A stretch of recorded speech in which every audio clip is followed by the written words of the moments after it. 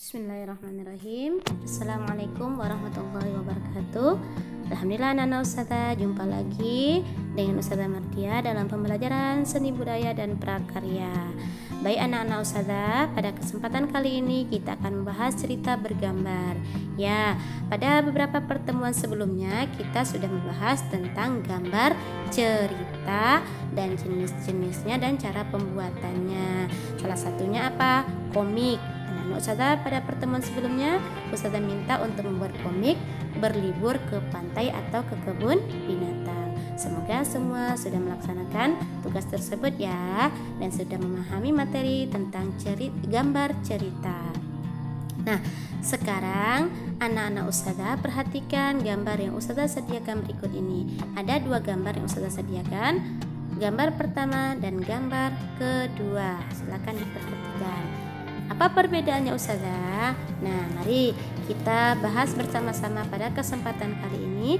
Perhatikan dengan baik ya. Nah, anak Ustazah, gambar cerita adalah gambar yang memiliki bahasa rupa. Dengan melihat gambar cerita, kita harus menjelaskan makna yang terkandung dalam isi gambar secara keseluruhan. Nah, sedangkan cerita bergambar memiliki makna inti cerita pada narasinya. Sedangkan tadi gambar bercerita hanya sebagai pelengkap. Gambar bercerita lebih didominasi oleh gambar, sedangkan cerita bergambar didominasi oleh narasi ceritanya. Itu ya perbedaannya ya, gambar cerita dan cerita bergambar. Sekarang ada beberapa langkah untuk membuat gambar cerita atau cerita bergambar. Pertama, kita harus menentukan ide dulu. Apa tema yang akan kita gambar, siapa tokohnya, bagaimana suasana, apa alat serta media yang akan kita gunakan. Baru sekarang tentukan objek tadi, membuat sketsa. Kita juga boleh menambahkan detail pada sketsa dan penyempurnaan dan pewarnaan. Apa maksud penyempurnaan pewarnaan? Tadi kan sudah buat sketsa tuh. Nah, dilengkapi dan disempurnakan dengan pewarnaan yang indah.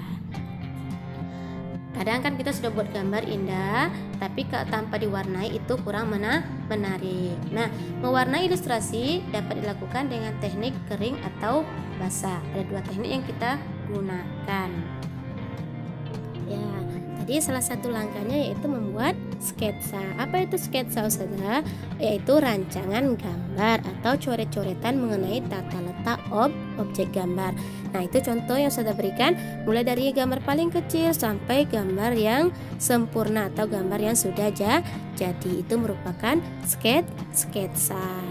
Nah, untuk mendapatkan hasil gambar yang lebih menarik, kita perlu mewarnainya dengan warna yang indah. Ada dua teknik yang bisa kita gunakan. Pertama, teknik pewarnaan basah, dan yang kedua ada teknik pewarnaan kering dengan menggunakan bahan yang berbeda dan juga tentunya menghasilkan hasil juga yang berbeda.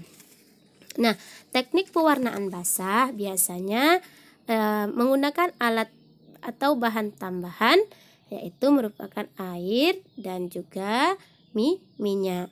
Hasil pewarnaan dengan cat air biasanya terkesan tipis, kurang tajam, cepat kering, dan transparan. Sedangkan dengan menggunakan cat minyak itu biasanya hasil pewarnaannya lebih tebal, tajam, kuat, warna tahan lama, tetapi tidak cepat kering. Itu ya perbedaan penggunaan cat air dan cat minyak. Nah, sekarang teknik pewarnaan kering. Apa itu teknik pewarnaan kering? Yaitu pewarna yang tidak menggunakan bahan pengencer seperti minyak dan air tadi. Apa yang digunakan? Ya, kita bisa menggunakan pensil warna, spidol, krayon. Nah, itu ya, pensil warna memiliki warna yang bervariasi juga. Bagaimana kita menggunakannya untuk menghasilkan hasil yang lebih menarik. Itu. Nah, berikut Ustazah tampilkan dua gambar. Yang pertama itu sketsa yang belum diwarnai, yang kedua yang sudah diwarnai, dan yang digambar terakhir itu cerita bergambar yang sudah diwarnai dan sudah disertakan dengan teks pelengkapnya. Itu ya anak-anak ustazah. Semoga anak-anak ustazah bisa berkarya dengan semaksimal mungkin dengan karya yang menarik. Ustazah di portofolio ustazah sudah menyediakan tugasnya.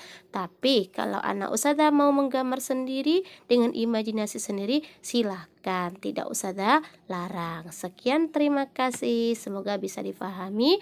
Wassalamualaikum warahmatullahi wabarakatuh.